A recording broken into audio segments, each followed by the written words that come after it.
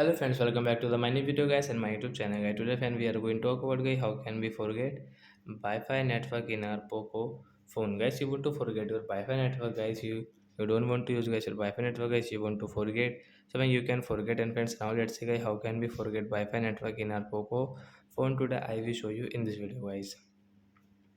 So before starting video fan, first of all go and subscribe the channel guys. Click the bell icon and like my video. So first of all guys we will on our phone setting guys.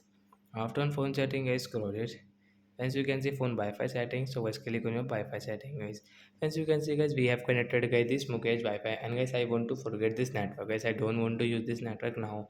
So how can I forget? Friends right side this arrow guys tap here and guys you can see connect automatically guys. You can on and off from here and guys you can see this for modify network guys. You want to modify you can modify from here guys and guys you can see guys this forget network. So guys tap here the guys you can see this notification. Yes we want to forget. After forget guys you cannot use this Wi-Fi network. If you use you will have to enter password again. So like that guys we can forget our Wi-Fi network in Poco mobile. So that's it guys, thanks for watching the video guys. We will meet on next video. Bye guys.